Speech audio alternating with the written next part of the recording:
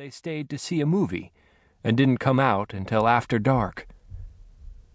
At night, downtown Nortex seemed important too, as big and dark and dangerous as New York or Chicago. But Burl didn't really know what his father did until the day his mother took him out to a roaring oil rig in a field. One of the men came walking toward the car, wearing a steel helmet and filthy coveralls. Not until he spoke did Burl recognize his father, moving with a strange, purposeful energy.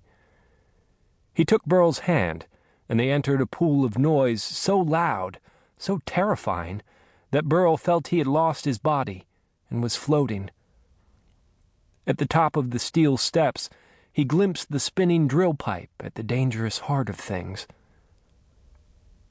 His father had his secrets, which he shared only with Burl. One of these secrets was his sadness. When Burl started Alamo Elementary, his father, who had so much money he didn't have to go to work, was sometimes waiting for him after school. Burl got in the car, and they drove out to the ruins of the old Magnolia Refinery on Sunshine Hill. Willie Drennan had been born there, in the year they drilled Magnolia No. 1, and 15,000 men had come to Nortex, all hoping to get rich. Willie's mother was a Burke Burnett girl, his father a driller from Houston who claimed to have fought in the Argonne. There were a dozen little boom towns springing up along the Red River, and they moved from one to another. They lived in Newtown, Stringtown, Petrolia, and Whizbang, tent cities in a forest of wooden derricks, where a glass of clean drinking water cost 10 cents. Willie's first memory was of a fire that burned for 3 days, destroying a good part of the Texas Wonder Pool. He thought the whole world was burning up. Then Willie's father departed. 2 years later, in 1920, he sent Willie's mother a postcard from Mexico City, saying he had remarried but hoped she would forgive him. He was thinking about heading down to South America. There were supposed to be some new fields opening up down there. His mother took a job cooking at a cafe, and they lived in a tar paper shack behind the Magnolia Refinery. In the fall, there were blue northers, and little jets of cold air came through the walls. In the spring, there were dust storms. The fine grit got into everything. Willie's mother tied a damp cloth around his face and wouldn't let him go outside.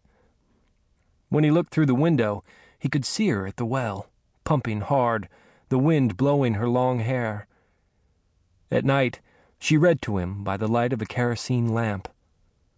On the wall was a calendar with an illustration by Maxfield Parrish, which he stared at until he fell asleep. 2 children by a lake at sunrise, under a sky of liquid blue. Willie grew up along with Nortex, playing on the first football team to win a state championship. The month after he graduated from high school, his mother died of a heart attack and left him all alone in the world. He went on to do other things, became a tool pusher, joined the army, fought in the Battle of the Bulge, and lost 2 toes to frostbite. Now Nortex was a big city, and the old wooden derricks had rotted where they stood. Only the storage tanks of the old Magnolia Refinery were left, great rusted steel globes in a field of sunflowers. But he still liked to go there and talk about his childhood, when he had found fossils along the Red River. "I wanted to be a geologist," he told Burl. "I might have, too, if the war hadn't come along. I saw myself going up to Alaska and making a big discovery. I thought it must look like the picture on the calendar. Big lakes, golden mountains, the sky blue."